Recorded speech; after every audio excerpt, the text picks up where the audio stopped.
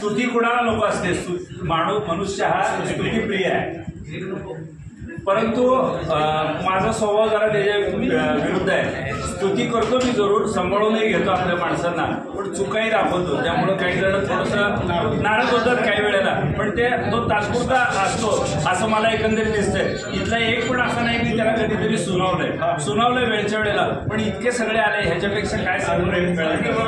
हे एवढं प्रेम मला ते मिळालं, हे प्रेम माझं आयुष्यभर पुंजी असं मी समजतो. वाडवडिलांचे आशीर्वाद होते, स्वामी समर्थांच्या कृपाशीर्वाद आहे आमच्या कुटुंबावरती, त्यामुळे हे सगळं साध्य झालं. एक सामान्य कुटुंबातली सामान्य परिस्थिती असलेला एक व्यक्ती आज समाजामध्ये आपल्या परीने जेवढं काय करता येईल तेवढं करण्याचा प्रयत्न आम्ही आणि आमच्या संपूर्ण कुटुंबानं आजवर केलेला आहे. मगाशी माझ्या मित्रांनी सांगितल्याप्रमाणे चांगलं आरोग्य मिळो. खरोखरच आज पैशाची किंवा बाकी कुठल्याही गोष्टीची काही गरज नाहीये. माणसाला जगायला आरोग्य चांगलं असलं, सक्षम असलं तर तो बऱ्याचशा समस्येवरती उत्तर देऊ शकतो, समस्येला लढू शकतो. तर आपल्या सगळ्यांकडून मी हे स्फुरण घेऊ, महामानव संघटना, आंबेडकर संघटना यांच्या आधी स्थापन झालेली जानराव यांची संघटना, या सगळ्या संघटना असतील, मी प्रत्येकाला बळ देण्याचाच प्रयत्न केला. आज सकाळी एकाच मंचावर शिवसेनेच्या शहराध्यक्ष, जिल्हाध्यक्षाने आणि काँग्रेसच्या जिल्हाध्यक्षाने माझा सन्मान करावा आणि दोघांनी सांगा आमचा पक्ष वाढण्यासाठी मनोमन हिंदीचा मला प्रयत्न केला.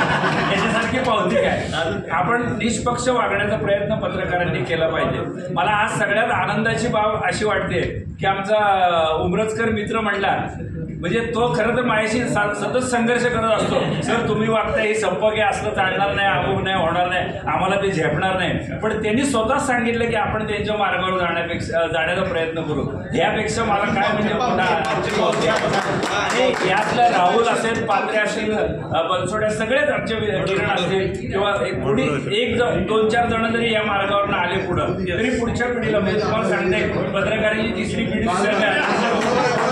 सगळ्यांना असं वाटता येईल. त्याच्यामुळं असे मी म्हणत नाही की आताच्या ज्या जीवनात नुसतं आदर्श जगण्याचा आपण प्रयत्न केला पाहिजे. सगळ्यांना जमू शकतं असंही नाही, पण आपण विनाकारण बदनामही व्हायचं नाही, कुठल्या क्षुल्लक गोष्टीला प्रलोभनाला बळी पडायचं नाही. आपल्या शेवटपर्यंत आपल्याला येतो तर आपला इमान येतो, तर इमान राखणा, नाहीतर विकाऊ झालो की आपण 2 दिवसात लोकांच्या नजरेतून उतरून जातो. व्यसन सार्वजनिकरित्या पत्रकारांनी व्यसन टाळावं. आपल्या जे काही छंद, मजा काय सगळं जोपासायचं ते पडद्याआड करावं, कारण समाज आपल्याकडे एका वेगळ्या भावनेतनं बघत असतो. समाज आपला काय आदर्श घेणार, आदर्श जर वाईट असेल तर समाज बिघडून जातो. तर असं कोणी काही वागू नका मित्रांनो. अशाच शुभेच्छा, असंच आशीर्वाद माझ्यावर, माझ्या परिवारावर ठेवा, ही स्वामी चरणी प्रार्थना झाली.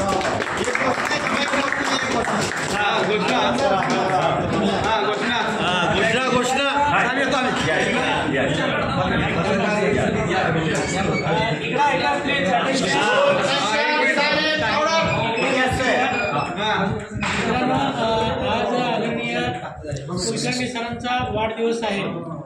आपण सर्वांनी आपल्या मनोगतात व्यक्त केला आहे की एक आदर्श पत्रकारितेचा मानदंड म्हणजे आदरणीय कुलकर्णी सर.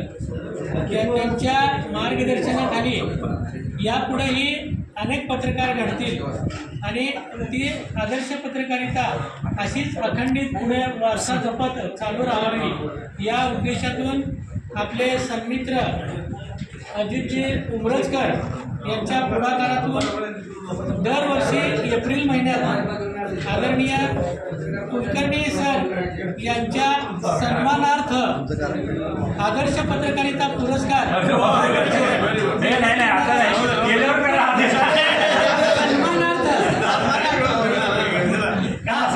तर नको आम्हाला सन्मानार्थ आहे.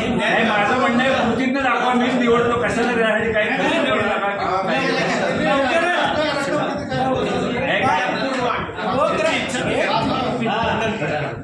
रोख रक्कम, सन्मान चिन्ह, सन्मानपत्र, शाल व पुष्पगुच्छ अशा या पुरस्काराचं स्वरूप असणार आहे. काही दिवसातच या पुरस्काराची घोषणा आणि कार्यक्रम निश्चित होणार आहे. मित्र परिवाराच्या वतीनं हा पुरस्कार लवकरच जाहीर आणि कार्यक्रम लवकरच घेण्यात येणार.